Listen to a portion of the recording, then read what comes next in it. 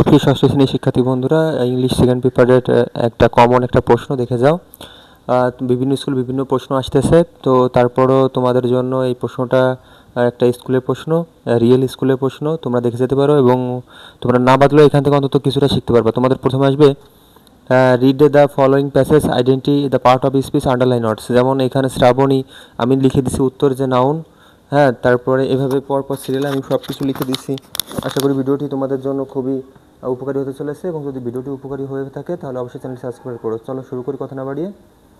দেখো, প্রথমে তোমাদের আছে শ্রাবণী, তারপরে আছে প্রাইজ। প্রাইজ কিন্তু নাউন একটা, কারণ দির পর যদি একটি ওয়ার্ড থাকে তাহলে সেটা নাউন হয়।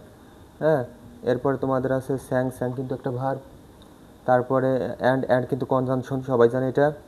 জাজেস, জাজেস নাউন, কারণ এস বাই এস যুক্ত থাকে কখন, ভার্বের সাথে এস বাই এস যুক্ত থাকে। ইডি যোগ থাকলে পারে সেটা বুঝবা যে ভার্ব। লাউডলি এলওয়াই থাকলে পারে বুঝবা যে সেটা কি, অ্যাডভার্ব। অ্যাডভার্ব, অ্যাডভার্ব মনে থাকবে। তারপরে দেখো অ্যাট, হ্যাঁ, ইন, অফ, ইনটু, তারপরে অ্যাভোভ, হ্যাঁ, অ্যাভোভ, তারপরে আপ, হ্যাঁ, এগুলো সবই কিন্তু প্রিপোজিশন। এগুলো সবই কিন্তু প্রিপোজিশন। প্রিপোজিশন টু, হ্যাঁ, এগুলো সবই কিন্তু প্রিপোজিশন। তাহলে দেখো এই যে অ্যাডটা কিন্তু প্রিপোজিশন। এবার দেখো 2 নম্বর তোমাদের যেটা আসবে,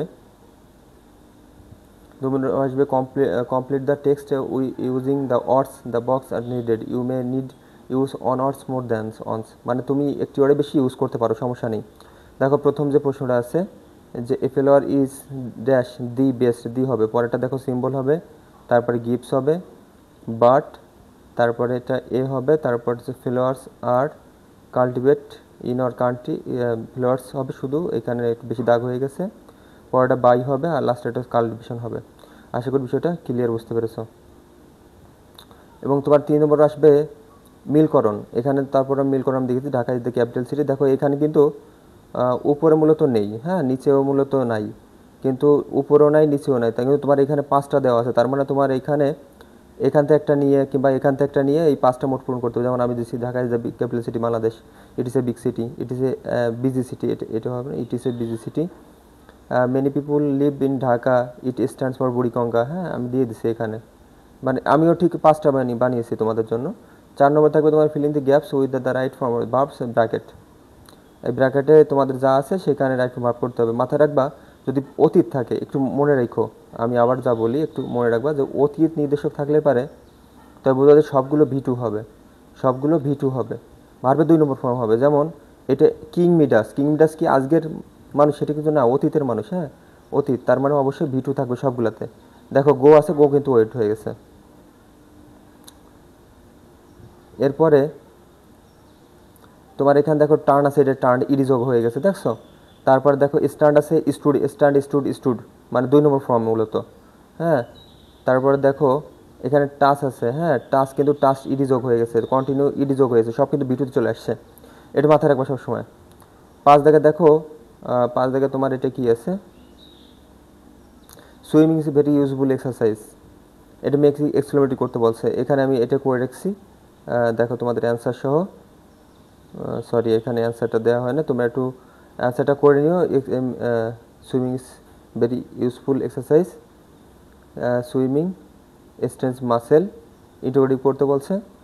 তারপরে সুইমিং এটা অপটেটিভ করতে বলছে, এটা পাস্ট টেন্সে করতে বলছে, আর এটা নেগেটিভ করতে বলছে।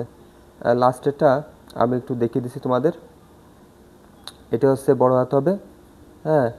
তারপরে দেখো টু গুড ইজ, এটা বড় হাত হবে, তারপরে এটা বড় হাত হবে, এইখানে তোমার কমা কমা অবস্থায় থাকবে, এখানে ফুল স্টপ হবে, এটা আবার বড় হাত হবে, হ্যাঁ।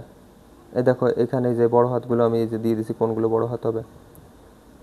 আর লাস্টে তোমাদের এইটা মূলত করা হয়নি, তো যদি না বুঝতে পারো তাহলে অবশ্যই এটা কমেন্ট করে আমাকে জানিও যে এইটা বুঝতেছি না, আমি অবশ্যই এটা করে দেবো আবার।